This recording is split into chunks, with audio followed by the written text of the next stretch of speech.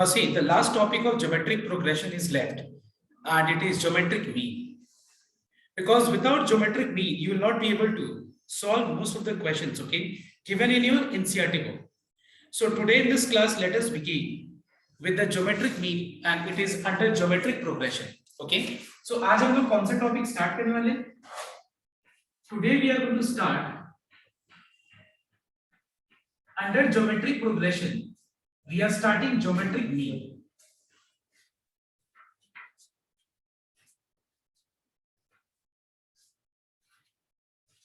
Okay, under geometric progression chapter, we are starting geometric mean in this class. So एक बार ध्यान से सबको note करना क्या होता है geometric. सबसे पहला पॉइंट, सपोज अगर मैं ये बोलूं कि there are two numbers, let's say 2 and 8. If I ask you what is the geometric mean between 2 and 8, अगर मैं ये पूछूं कि what is the geometric mean between 2 and 8, तो बताओ तो एक बार 2 और 8 के बीच का geometric mean क्या होगा? अगर मैं ये पूछूं geometric mean क्या होगा, तो सबसे पहले मुझे ये एक्सप्लेन करना चाहिए, सबसे पहले मुझे ये एक्सप्लेन करना चाहिए कि geometric mean का मतलब क्या होता है. तो अगर मान लो मैं ये बोलूं कि 2 और 8 के बीच का ज्योमेट्रिक मीन क्या होगा, बात को समझो. ज्योमेट्रिक मीन का मतलब क्या होता है कि वो नंबर जो यहाँ पे इंसर्ट करने के बाद ये तीनों नंबर्स के सीक्वेंस को फॉलो करना चाहिए. बताओ तो अगर मान लो मैं उस नंबर को इंसर्ट करूं, उस नंबर को यहाँ पे लिखूं, तो लिखने के बाद ये तीनों नंबर्स के सीक्वेंस को फॉलो करे, ये तीनों नंबर्स के सीक्वेंस को फॉलो करे, ज्योमेट्रिक प्रोग्रेशन को फॉलो करे. Now what is the meaning of geometric progression? In geometric progression, you find that common ratio is constant everywhere. In geometric progression, you find that common ratio is constant everywhere we find. तो यहाँ पे अगर मान लो मैं 2 और 8 के बीच में जो geometric mean इंसर्ट करना चाहता हूँ, नंबर्स इंसर्ट करना चाहता हूँ, तो वो नंबर क्या होगा बताओ तो? 4. Why 4? Because 4 divided by 2 का वैल्यू and 8 divided by 4 का आंसर, वो दोनों का आंसर सेम होगा. And what is that same answer equal to? It is equals to 2. और ये 2 को क्या बोलते हैं, बताओ तो? कॉमन रेशियो बोलते हैं. तुमको पता है कि कॉमन रेशियो यहाँ पे हर जगह क्या होना चाहिए? सेम होना चाहिए, है कि नहीं? सेम होना चाहिए कि नहीं? तो अगर मैं बोलूं कि 2 और 8 के बीच में एक ज्योमेट्रिक मीन इंसर्ट करूं 1, एक ज्योमेट्रिक मीन, तो वो नंबर क्या होगा? 4, बिकॉज 4/2 और 8/4 दोनों क्या होगा? सेम होगा.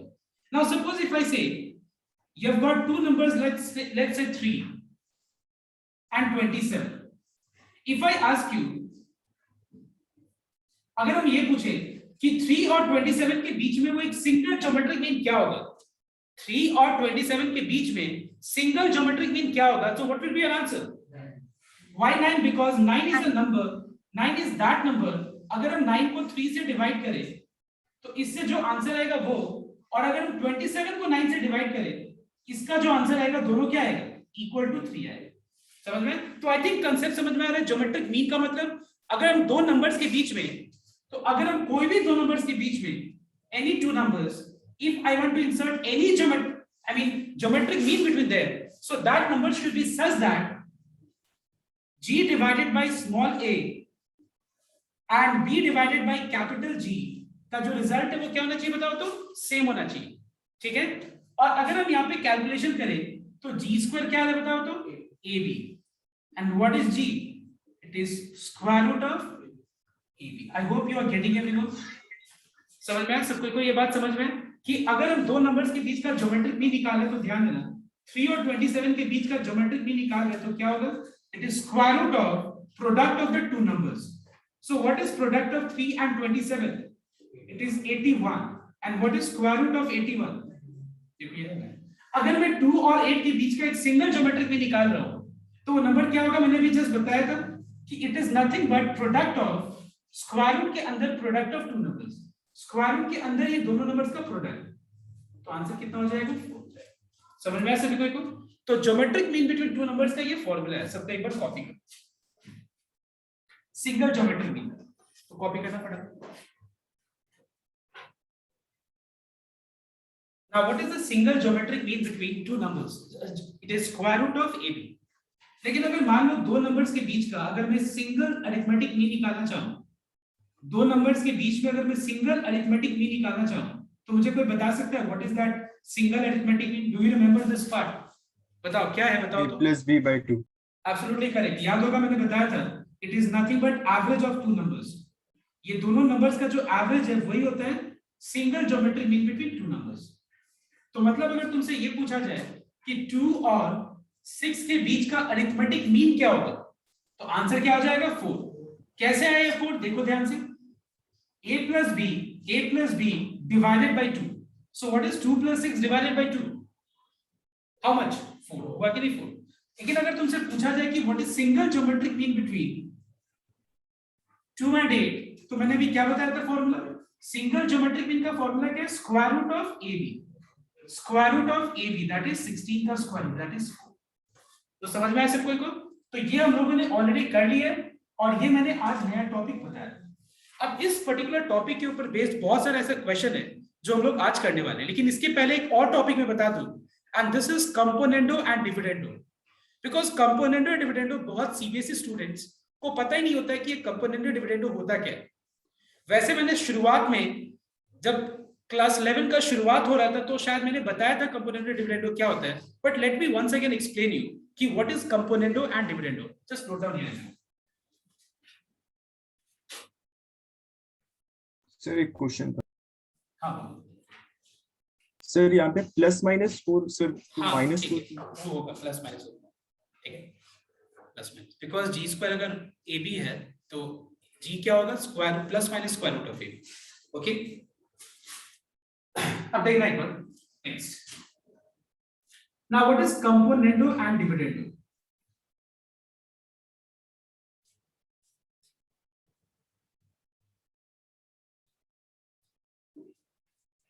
So I want your attention here. See, suppose you have got an equation a by b equal to c by d. Suppose मान लो हम लोग को a by b equal to c by d दिया गया। So what is this componendo and dividendo? Just note down here. Componendo and dividendo states that if you have a by b equal to c by d, then it is equal to a plus b divided by a minus b equals to c plus d divided by c minus d. मतलब जैसे मान लो, कहने का मतलब है कि अगर मान लो कहीं भी हमको a by b equal to c by d दिया जाए तो हम इसको यहाँ पे कंपोनेंट डिविडेंडो होता क्या है? We can write this a by b equal to c by d as a plus b by a minus b equal to c plus d by c minus d। कैसे हम use करेंगे ध्यान देना, और फिर मैं इसको एक्सप्लेन करता हूँ वापस। Suppose we have got square root x plus 2 divided by square root x minus 2, और राइट साइड में मान लेते हैं सपोज 3/2 है, ठीक है, राइट साइड में क्या है? 3/2, और हम लोग को बोला जा रहा है सॉल्व फॉर x। क्वेश्चन क्या है बताओ तो? Solve for x। तो अगर हम सॉल्व फॉर x करना चाहें तो सबसे पहले मुझे क्या करना पड़ेगा? क्रॉस मल्टीप्लाई करना पड़ेगा। We have to cross multiply. So this is the result we are getting 2 root x plus 2 2 जा 4, 3 root x minus 3 2 जा 6, minus 6 लेफ्ट में लेके आ जाते हैं और 3 root x राइट में रख करके 2 root x को राइट में लेके जाते हैं। So what is 4 plus 6 equals to 10, and what is 3 root x minus 2 root x? Can you tell me? है कि नहीं? जैसे मान लो 3x minus 2x कितना हो जाता है बताओ तो? x। जैसे मान लो 3 पेंसिल और 2 पेंसिल कितना हो गया? 1 पेंसिल। तो exactly same with 3 root x minus 2 root x का जो रिजल्ट होगा वो क्या होगा? Root x। तो अगर रूट x का वैल्यू 10 है तो बताओ तो x का वैल्यू क्या होगा? 100। कैसे हुआ 100 बताओ तो? By squaring both sides. कैसे हुआ 100? By squaring left hand side as well as right hand side. तो 10 का स्क्वायर 100 हो गया और रूट x का होल स्क्वायर क्या हो गया? x। लेकिन देखो जो इतना हम लोग जो स्टेप्स यूज करके जो हम लोग कर रहे हैं, इतना जो हम लोग स्टेप्स यूज करके कर रहे हैं, हम लोग इतना स्टेप्स ना लेकर के भी हम लोग क्या कर सकते हैं? देखो इसमें ऑल्टरनेटिव, जस्ट नोट डाउन करेंगे। Now what is the alternative with root? Suppose let us consider this as a and this as b, और इसको मान लेते हैं मान लो c, और इसको अज्यूम कर लेते हैं हम लोग d, ठीक है। अब एक बात बताओ, a by b equal to c by d है, क्या है बताओ तो, a by b equal to c by d। अब यहाँ पे a by b equal to c by d का अगर मुझे फॉर्म दिख रहा है तो हम यहाँ पे कंपोनेंडो डिविडेंडो लगा सकते हैं। Now what is this componendo and dividendo?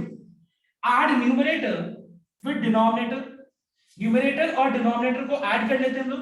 बताओ तो दोनों को ऐड करके कहां लिखा है मैंने? समझते हो न्यूमरेटर क्या होता है? a by b में a को numerator, b is called denominator, है कि नहीं? तो यहाँ पे मैंने दोनों को ऐड करके कहां लिखा और दोनों को सब्ट्रैक्ट करके कहां लिखा? ऐड करके कहां लिखा और सब्ट्रैक्ट करके कहां लिखा? डिनोमिनेटर में।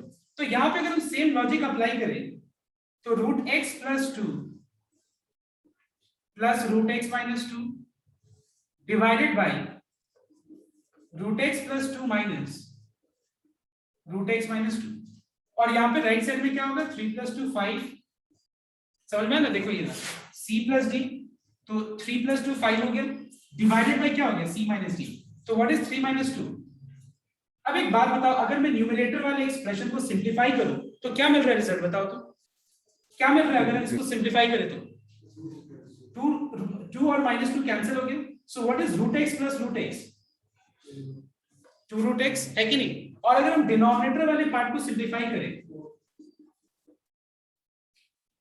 तो 2 प्लस 2 कितना हो गया? 2 2 जा 4,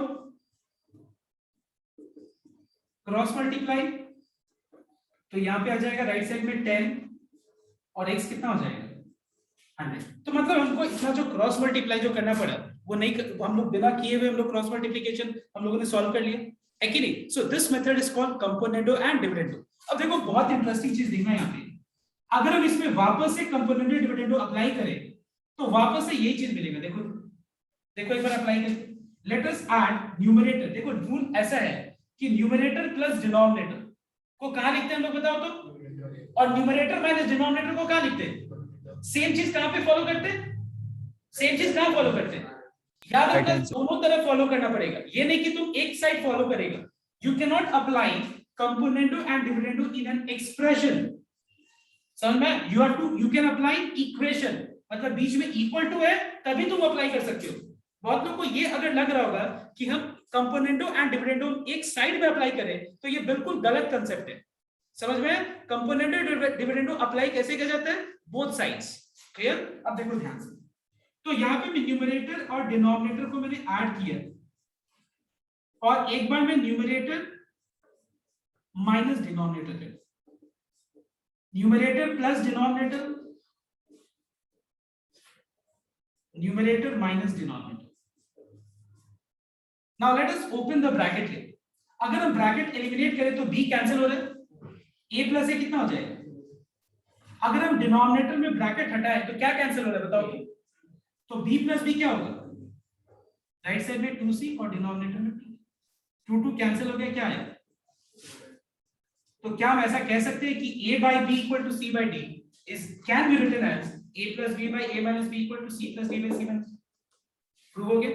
एक काम करो तुम लोग, इस कंपोनेंडो डिविडेंडो वाले जो लॉ है इसको कॉपी करो, इस एग्जांपल को एक नॉर्मल वे से करो और एक करो कंपोनेंडो एंड डिविडेंडो मेथड से, और ये कॉपी करो। फिर मैं एक और कांसेप्ट बता रहा हूं, जब वो कांसेप्ट हम बता देंगे तब जाके हम लोग बुक से सम स्टार्ट करेंगे, because you need to know all the basic concept before starting this particular topic जो भी हम लोग एनसीईआरटी से स्टार्ट करने वाले हैं। Everyone note down, after completing this particular concept, एक सम तुम लोग पहले करो, एक sum, okay? Just do one sum and it is sum number 22 from page 193। बस ये एक सम करो फटाफट।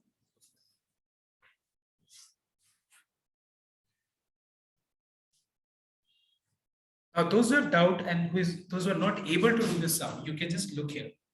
I gave you sum number 22 and the question is, everyone note down, if pth term, qth term and rth terms of a GP are a, b and c respectively, prove that a to the power q minus r, और जो भी दिया है, that is equals to 1. So I want your attention here, ध्यान रखो। So question number 22, we are talking about the GP whose first term and common ratio is not known to us. So let capital A and capital R be the first term, and the common ratio respectively. ठीक है, मतलब जिस GP के बारे में हम लोग बात कर रहे हैं सम में, उस जीपी का फर्स्ट टर्म कैपिटल ए ले लिया मैंने और कॉमन रेशियो को मैंने कैपिटल आर से डिनोट कर लिया। यहाँ पे क्वेश्चन ये राइज होता है कि क्यों नहीं मैंने यहाँ पे स्मॉल ए और स्मॉल आर से डिनोट किया, बिकॉज यहाँ पे स्मॉल ए pth टर्म का वैल्यू को डिनोट करता है इस सम में, और स्मॉल आर इसलिए नहीं लिया बिकॉज यहाँ पे rth टर्म, मतलब यहाँ पे स्मॉल आर से एक पर्टिकुलर टर्म के पोजीशन को डिनोट किया जाता है। ठीक है, इसलिए मैंने कैपिटल ए और कैपिटल आर को चूज किया है। अब देखो यहाँ पे अपने लोग को दिया हुआ है कि pth टर्म का वैल्यू, उस जीपी का pth टर्म का वैल्यू a है, qth टर्म का वैल्यू b है एंड rth टर्म का वैल्यू क्या है, c है। और अपने लोग को प्रूव करना ये है कि a to the power q minus r, b to the power r minus p and c to the power p minus q का जो वैल्यू है वो किसके बराबर है, 1 के बराबर। ये हम लोग को शो करना है। Alright, now see, now let us find out pth term.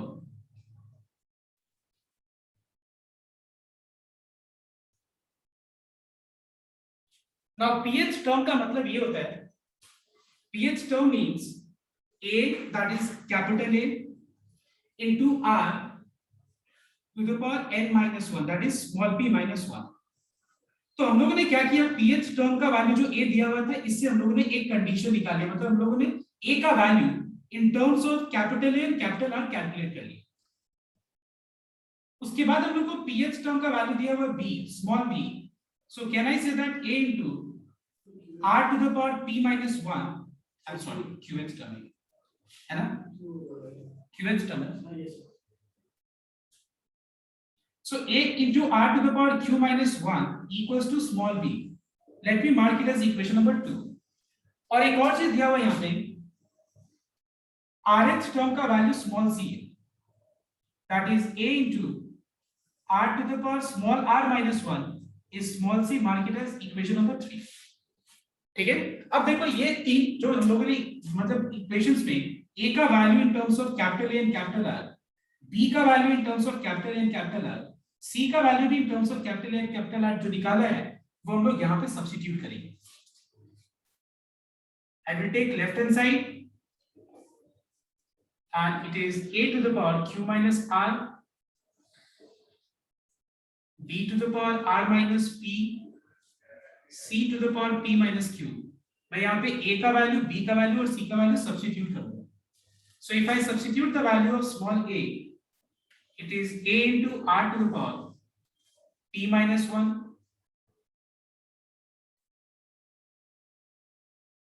if I substitute the value of b, it is a into r to the power q minus 1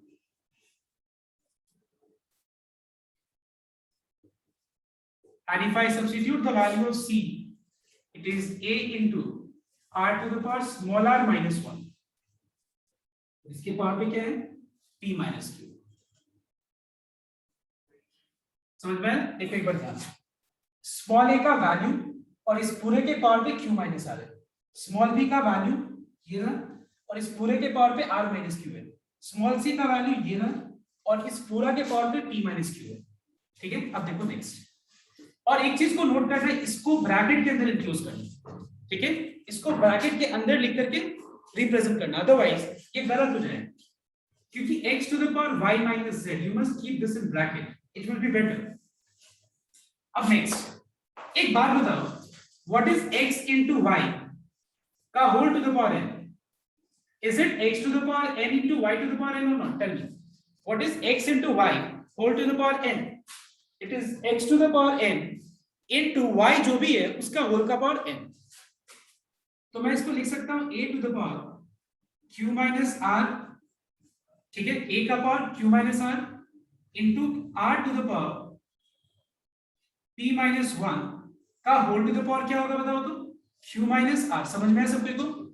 ठीक है, x into y whole to the power n को x to the power n into y to the power n। Clear everyone? Next same way बाकी भी जो दो चीज है उसमें भी वैसे हम लोग सॉल्व करेंगे।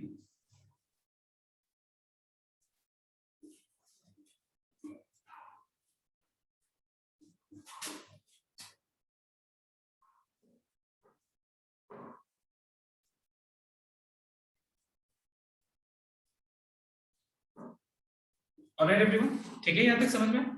अब देखो नेक्स्ट, इसमें क्या होगा कि किसी भी चीज का पावर का होल पावर पे अगर कुछ चीज हो तो वो पावर क्या होता है? मल्टीप्लाई हो जाता है। क्या होता है? दोनों का पावर क्या होता है? मल्टीप्लाई। तो फिर ये क्या बन जाएगा बताओ तो? ये हो जाएगा r to the power capital R to the power p minus 1 into q minus r। ये हो जाएगा capital R to the power q minus 1 into r minus p। ये हो जाएगा capital R to the power r minus 1 into p minus q। Alright, अब देखो यहाँ पे सारा चीज प्रोडक्ट फॉर्म है कि नहीं? अब तुम एक बात बताओ कि suppose x square into y, suppose x square into x cube है, तो x के पावर पे क्या आएगा बताओ तो? अगर x square into x cube है तो x के पावर पे क्या आएगा? Because when base is same power gets added. अब देखो यहाँ पे किस किस का बेस सेम है? a का, ये वाला चीज का बेस सेम है, इसका और इसका बेस सेम है। तो जब भी बेस सेम होगा तो पावर क्या हो जाएगा? ऐड। तो पावर अगर ऐड होता है तो a के पावर पे क्या आएगा?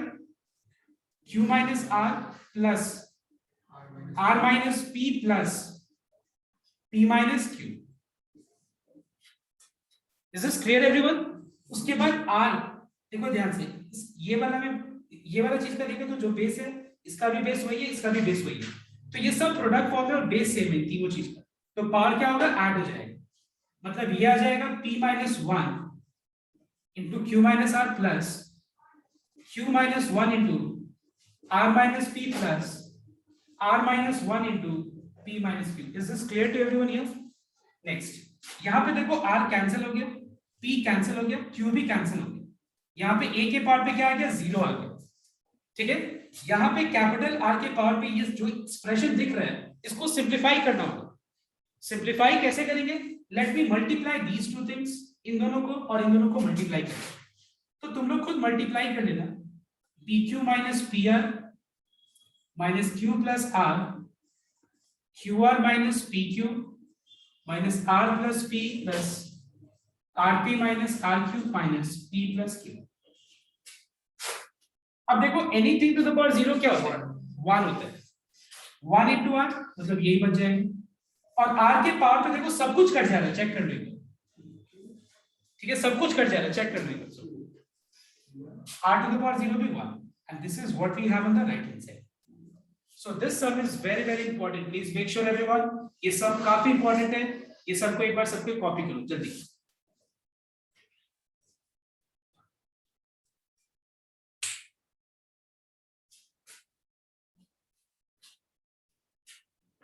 और इसमें किसी को भी डाउट है?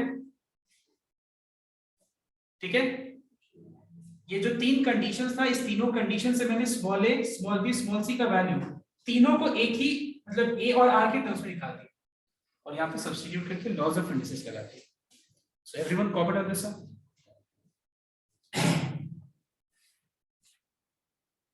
सी question number 24। Show that the ratio of sum of first n terms of a GP to the sum of terms from n plus 1 to 2n is 1 by r to the power n। तो question में क्या बोला जा रहा है prove करने के लिए ध्यान देना एक बार। सबसे पहले क्वेश्चन नंबर 24 रीड करो सब कोई, एनसीईआरटी बुक से। ठीक है, तो क्वेश्चन में ये बोला जा रहा है कि एक जीपी, तो सबसे पहले मेरे दिमाग में ये आना चाहिए कि अगर हम एक जीपी के बारे में बात कर रहे हैं तो जीपी का सबसे पहले क्या पता होना चाहिए? फर्स्ट टर्म पता होना चाहिए और क्या पता होना चाहिए? Common ratio. ये दोनों में से कुछ भी, हमको दोनों में से कुछ भी नहीं पता है। So let small a and small r be the first term and the common ratio respectively। ठीक है, उस जीपी का फर्स्ट टर्म स्मॉल है और कॉमन रेशियो स्मॉल आर से हम डिनोट कर रहे हैं। ठीक है, देखो एक अब आगे नोट करना क्या प्रूव करना है। देखो प्रूव हम लोग को ये करना है कि sum of first n terms, we have to prove that the ratio of the sum of first n terms, ratio मतलब दो चीज का होता है हमेशा, ठीक है, कंपैरिजन। न्यूमरेटर में क्या है, sum of two first n terms, और डिनोमिनेटर में क्या है पता है, डिनोमिनेटर में पहले मैं एक लाइन एक्सप्लेन कर दूं, ध्यान देना। सपोज ये मान लो पहला टर्म है 1, second term is 2, third term is 3, fourth term is a4, let's say, and suppose let's say that we have got 10th term a10। ठीक है, अब एक बात बताओ, अगर मुझे मान लो पहला 4 टर्म्स को सम का सम निकालना है, पहला 4 टर्म्स का मुझे सम निकालना है, तो s4 से डिनोट करूंगा।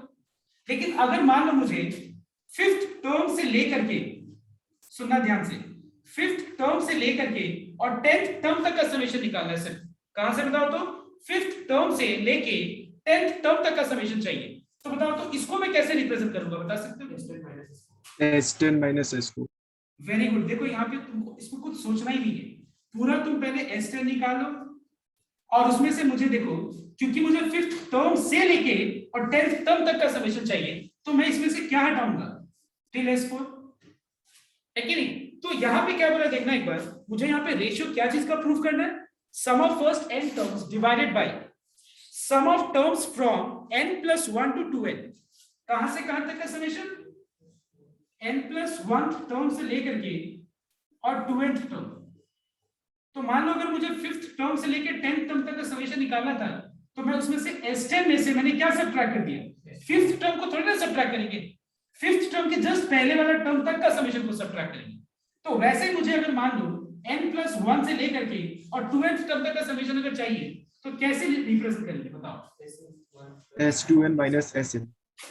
इट इज S2n, मतलब पहले हम सम निकालेंगे कहां तक, 2nth टर्म तक, और मैं उसमें से क्या माइनस करूंगा, n minus 1th टर्म तक का माइनस करूंगा समेशन, या उसके जस्ट पहले वाला टर्म तक का, उसके पहले वाला मतलब nth टर्म तक का समेशन। समझ में बात? जैसे मान लो 5th टर्म से लेकर 10th टर्म, तो पहले मैंने S10 निकाल दिया, पूरा यहां से लेके यहां तक का समेशन, उसमें से सब्ट्रैक्ट कर दिया, क्या कर दिया मैंने, 5th से जस्ट पहले, तो 5th से पहले कौन सा टर्म है, 4th टर्म 5 minus 1, तो n plus 1 से जस्ट पहले वाला कौन सा टर्म है, nth टर्म, nth टर्म, मतलब मुझे Sn को सब्ट्रैक्ट करना पड़ेगा, और ये क्या प्रूव करना पड़ता है कि ये 1 by r to the power n के बराबर। तो देखो यहाँ पे क्वेश्चन समझना इंपॉर्टेंट है, क्वेश्चन जो प्रूव है ये हो जाएगा, लेकिन अगर तुमको यहां तक समझ में आएगा तभी ये प्रूव हो पाएगा। Is this clear to everyone here? अब देखो आगे,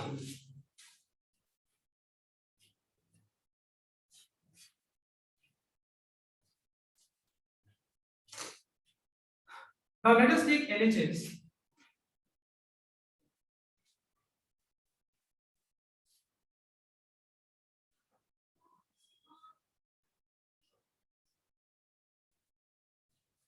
now what is sum of first n terms? It is a, now let me assume that r is greater than 1, मान लेते r greater than 1, तुम less than 1 लो greater than 1 लो, कोई फर्क नहीं पड़ेगा।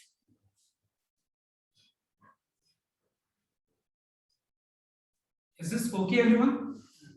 S2n a r to the power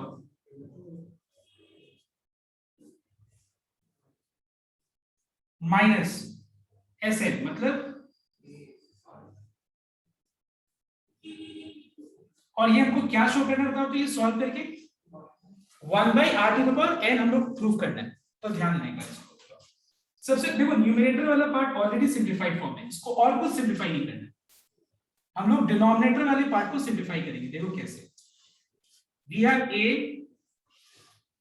r to the power n minus 1 by r minus 1 divided by, बताओ तो इन दोनों में कॉमन क्या है, बताओ इसमें और इसमें कॉमन क्या दिख रहा है, a by r minus 1, तो let us take a divided by r minus 1 common, so what is left, it is r to the power 2n minus 1 minus r to the power n, but in bracket, if you open the bracket, you'll get minus r to the power n, minus minus plus, ठीक है। अब देखो a by r minus 1 cancel हो गया, क्या बचा r to the power n minus 1 numerator में बचा और डिनोमिनेटर में माइनस 1 प्लस 1 कैंसिल हो गया।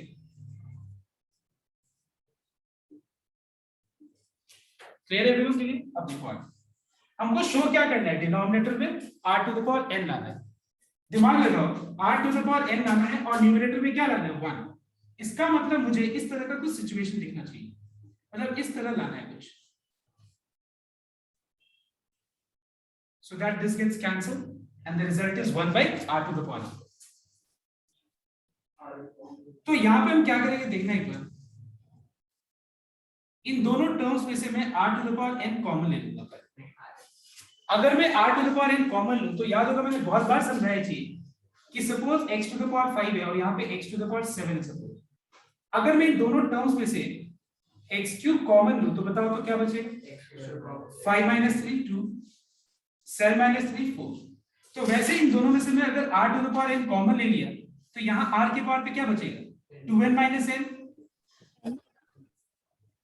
ये और ये कैंसिल हो गया, बचा 1 by r to the power। This is what we have in the right hand side and is this clear everyone? Copy it first।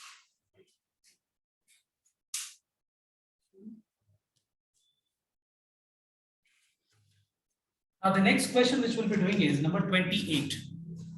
एक बार सब पे नोट करना, क्वेश्चन नंबर 28 ध्यान से एक बार नोट करो सब पे, ये सबको बोर्ड पे देखना, ठीक है। ये सबको एक लाइन भी पहले कॉपी मत करना, नहीं तो समझ में नहीं आएगा। Now सबसे पहला point, what is a plus b plus 2 root ab if I want to express this in perfect square form। अगर मैं इसको परफेक्ट स्क्वायर के फॉर्म में कन्वर्ट करना चाहूं तो इसका परफेक्ट स्क्वायर रिप्रेजेंटेशन क्या होगा, देखो ध्यान से। क्या मैं a को रूट a का होल स्क्वायर लिख सकता हूं, because what is root a का होल स्क्वायर, रूट a का whole square is equal to how much, a। क्या मैं b को रूट b का होल स्क्वायर लिख सकता हूं, बिकॉज रूट b का होल स्क्वायर क्या होता है, b, plus 2 times root ab, whole root ab can be written as root a into root b, all right। whole root ab को हम क्या लिख सकते हैं, root a into root b।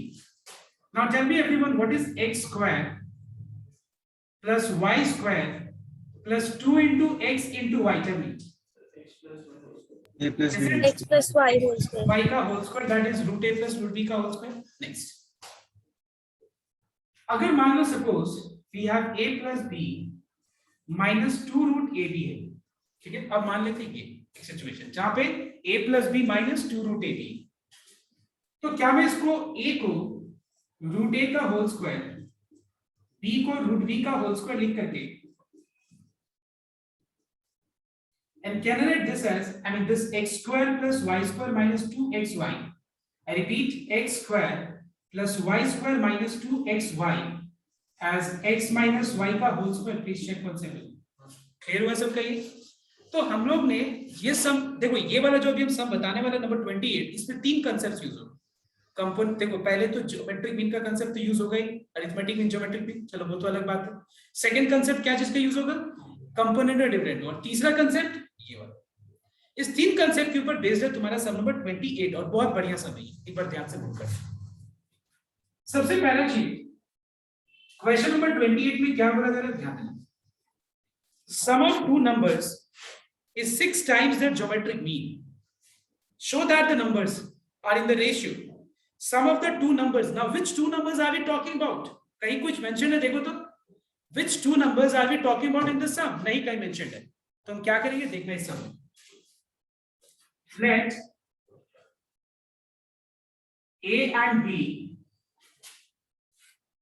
be the 2 numbers. ठीक है, let us assume that A and B are 2 numbers. Don't write I said. अब देखो ये 2 नंबर्स के बारे में क्या लिखा हुआ है कि sum of these 2 numbers, we know that sum of these 2 numbers is 6 times the geometric mean between them, 6 times their geometric mean. Now who can tell me कि if a and b are two numbers, what is the single geometric mean between them? root over of AB. It's root over of AB. Single geometric mean between them is denoted with square root of AB.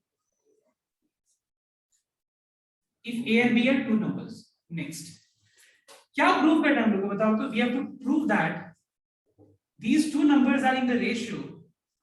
These two numbers are in the ratio 3 plus 2 root 2 is to 3 minus 2 root 2. ये हम लोग को show करना है. क्या show करना है? कि these two numbers are in the ratio 3 plus 2 root 2 is to 3 minus 2 root 2. All right everyone? अब देखो next. अब यहाँ पे सबसे पहला पॉइंट, हमको a और b का रेशियो निकालना है ये. तो क्या करेंगे देखना एक बार. देखो यहाँ पे 2-3 लाइन के बाद अभी जो मैं कर रहा हूं ना वो 3-4 लाइन के बाद समझ में आएगा कि ऐसा मैं क्यों कर. तो थोड़ा सा पेशेंस रखना. क्या मैं 6 रूट ab को 3 into 2 रूट ab लिख सकता हूं? देखो लिखने के लिए तो इसको हम लोग 2 into 3 रूट ab लिख सकते हैं. बट मैंने क्यों 2 रूट ab के फॉर्म में लिखा, इसका कारण तुमको 2 स्टेप बाद पता चलेगा. अब देखो नेक्स्ट, a प्लस b के डिनोमिनेटर में मैं ये वाले फैक्टर को डिनोमिनेटर में उतार दूंगा. मैं मतलब मैं यहाँ पे डिनोमिनेटर में लेके आ जाऊंगा. ठीक है, मैं फिर से रिपीट कर रहा हूँ. 6 रूट ab को मैंने ब्रेक किया दो फैक्टर्स में. क्या ब्रेक किया बताओ तो? 3 into 2 रूट ab में. और मैंने 2 रूट ab को ड्रॉप कर दिया लेफ्ट के डिनोमिनेटर में. मैंने ड्रॉप कर दिया. क्लियर और नॉट? तो क्यों मैंने किया इसका कारण भी मैं बता रहा हूँ. Just wait for few lines more. Now, do you remember componendo and dividendo? What is componendo and dividendo? Tell me. Bicomponendo and dividendo. But what is this componendo and dividendo? We add numerator with denominator. Numerator minus denominator, and the same order is followed on the right hand side as well. Clear? अब बताओ मुझे कि what is a plus b plus 2 root ab? What is a plus b plus 2 root ab? ठीक है, देखिए it is root a plus root b का whole square. अब बताओ what is a plus b minus 2 root ab? Root a minus root b का whole square.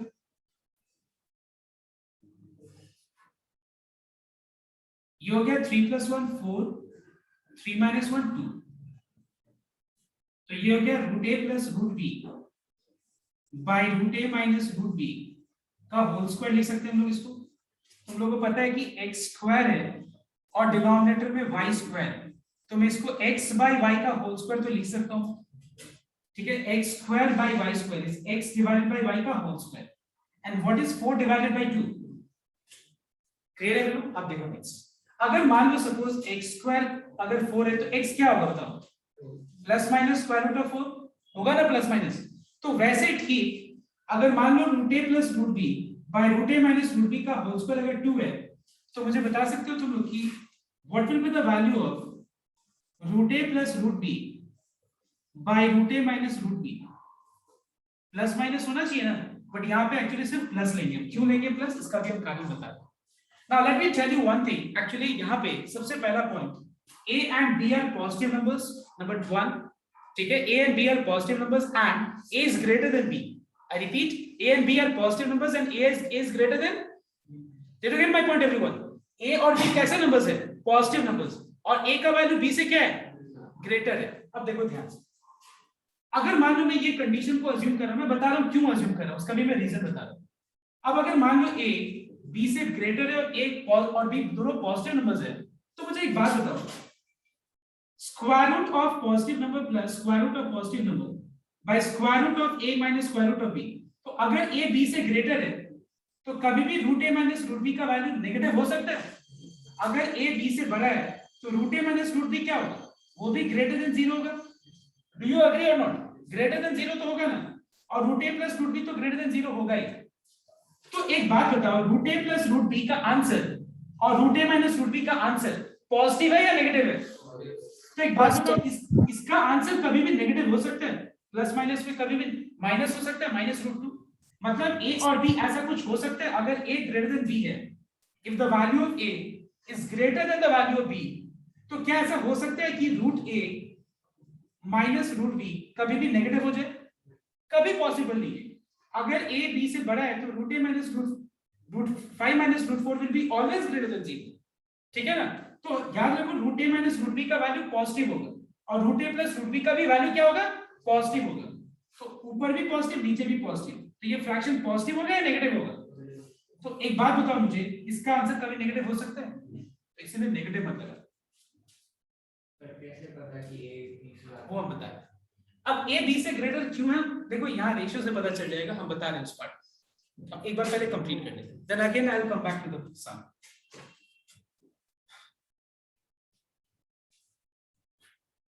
अब देखो हमको निकालना क्या है? a to b का रेशियो।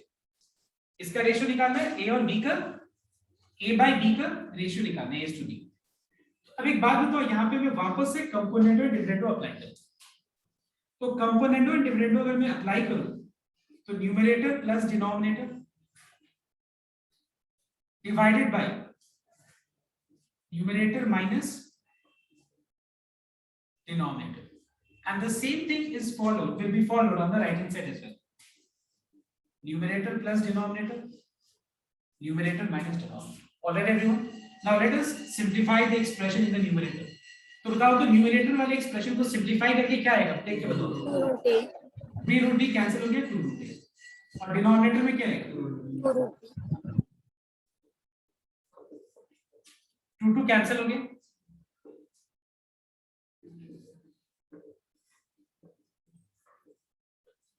मुझे क्या चाहिए बताओ तो? a और b का रेशियो। a और b का रेशियो लाने के लिए क्या हटाना पड़ेगा? Square root. स्क्वायर रूट हटाने के लिए क्या करना चाहिए? Squaring both the sides.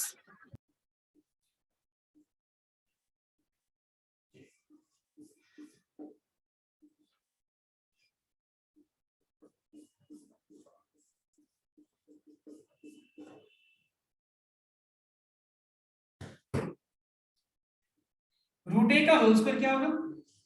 Root b का होल स्क्वायर। अब यहाँ पे a plus b whole square apply करते हैं, a square plus b square plus 2a।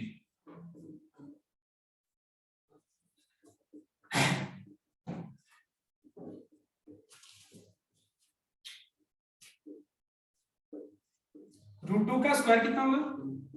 2 plus 1 3, so 3 plus 2 root 2 by 3 minus 2.